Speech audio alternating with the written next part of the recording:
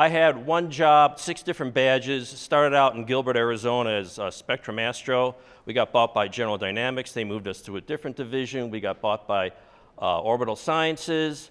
Then they merged with ATK, and then at the end they got bought by Northrop Grumman. But the whole organization was involved in satellites for NASA. Prior to that, I started my career with McDonnell Douglas in St. Louis, did a lot of fun things there. Again, I mentioned I've been involved in the AIAA for several terms and tracked what's going on in the area. So there's been a lot of attempts over this period to try to get these groups talking to each other. And I'm going to, when I say aerospace, I'm going to get a little broader than just space, because a lot of the companies that do space also do aviation. And they're the same roof, but they sell products to both sectors. So if you're talking space, you're going to be talking Boeing, Honeywell, Raytheon, Northrop Grumman. They are in both those sectors, but so I have to include all of that.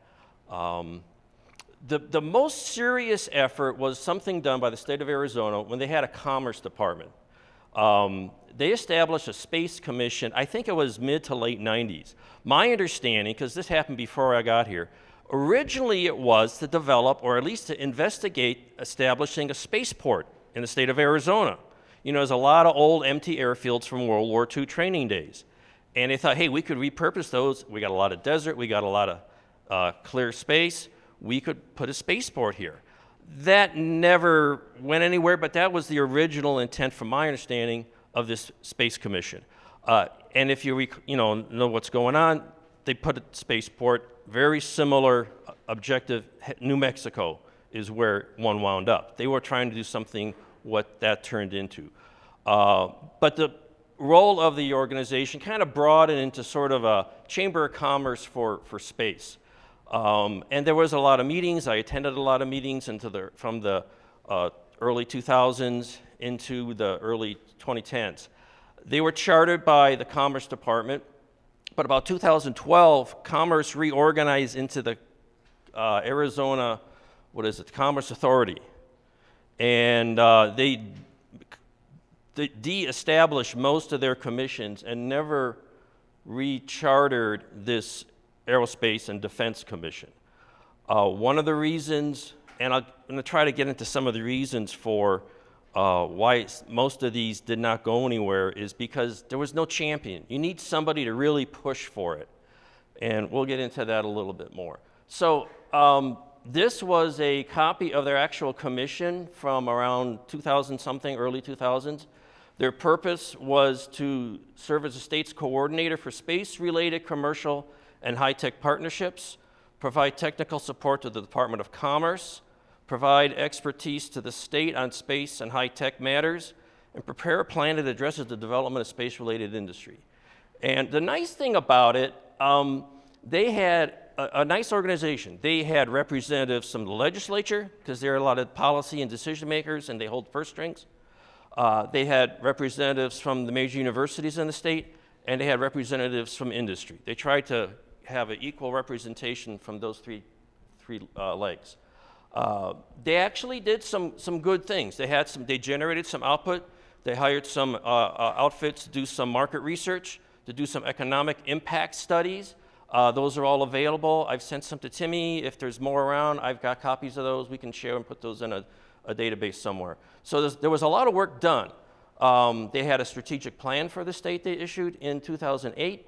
They did at least 3 different economic impact studies on the impact of the aerospace industry in the state, money, jobs, things like that. They did a workforce study.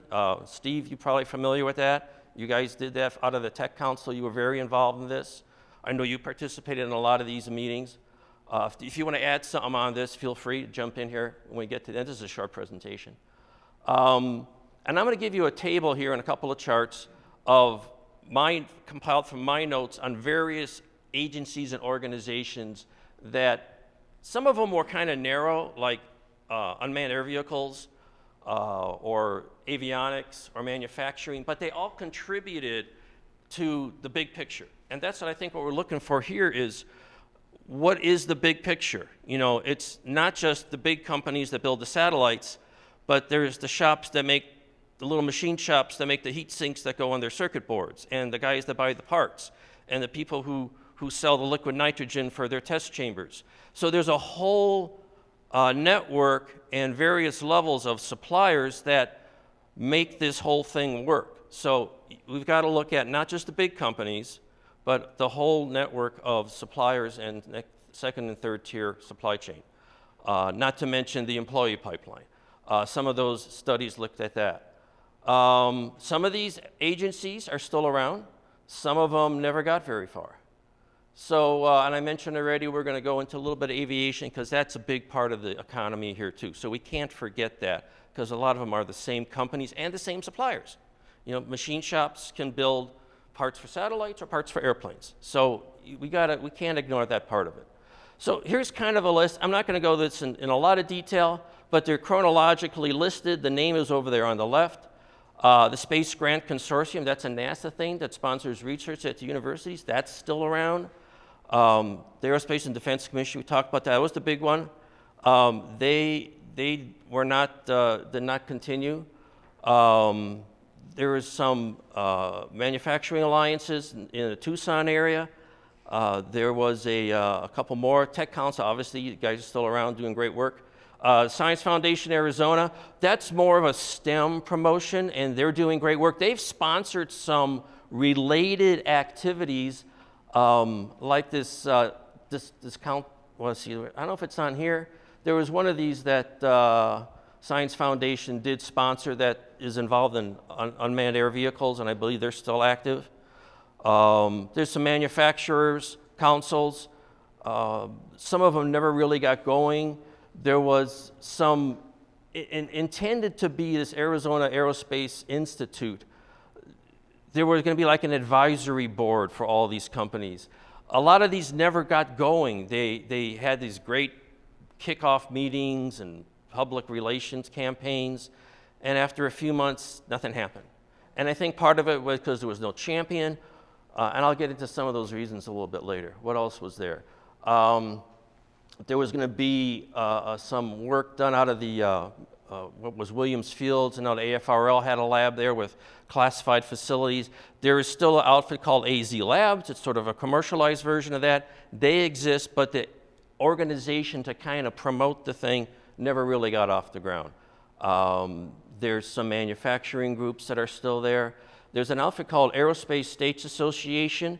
It's a national group. It's sort of a little bit of a splinter from AIAA, but they focused on getting local people to work with your state legislatures to have them understand the impact of the aerospace economy in their state.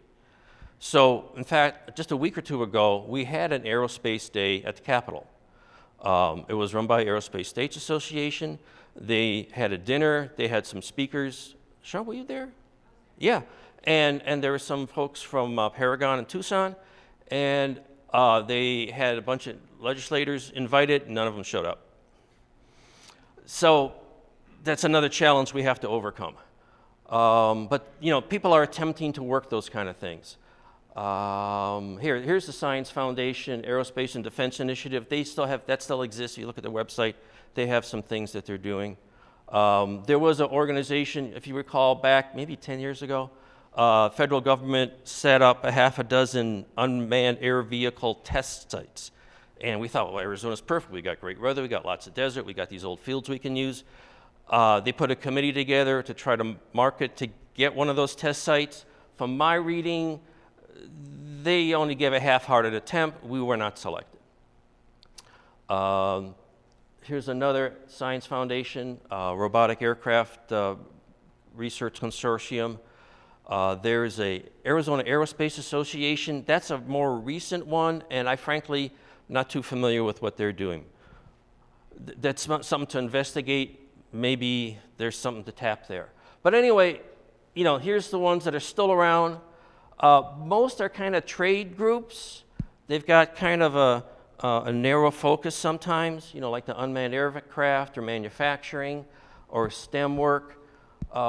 They're not really what you'd, I don't know if they're really what we're looking for here. Maybe, maybe not. Certainly they can be a part of it. Why did so many fail? And this is my personal take. the Commerce Authority, Arizona Aerospace and Defense Commission, required support from the legislature. But frankly, there was nobody in the government who was interested in promoting that. I think a lot of legislators in the state, they don't come from technical or engineering backgrounds. Timmy? Okay. And they don't, I don't think they realize the importance of this to their economy, even though it's a huge part of the Arizona economy. And Arizona is top 5, top 10 state in terms of economic impact of that industry in our state's economy. Another thing, and I think this may be the one of the most important ones, you don't get a lot of interest or involvement from the big companies because none of them are headquartered here. You know, I know there's a lot of industry folks here, but they're not big companies. You know, I don't see anybody from Boeing, I don't see anybody from Raytheon. Steve? So Wes Kramer did move Raytheon's headquarters to Tucson. They did. Ah, okay. That's an exception. And as you know, Honeywell Aerospace is headquartered. Yeah. But they're not here. They're not here. They're not here. Honeywell? Okay. All right. Okay. Good morning. Thank you for coming. But I don't think, my observation is no one here is really interested in because the decision makers aren't here. That's what I've observed. Maybe that's changing. Another thing is these big companies, their customers, the military, federal government, NASA, their customer isn't in Arizona, so they're not going to market in Arizona. But it's those second and third tier suppliers. Their customers are those bigger companies. So maybe we ought to be spending more attention to that part of it. I don't know. Maybe this group can figure that out. And the other thing is the smaller companies are so diverse. You've got satellites, you've got rockets, you've got avionics for commercial airliners, you've got jet engines, you've got helicopters, you've got all these different things, and it's really difficult to find a common topic that'll bring them all together. So that's a big challenge. So, and one of the challenges is there's never been a single voice for the whole industry in the state. There's attempts have been made through these various organizations, but people have known about this for a long time. This is not a new issue. This has been identified.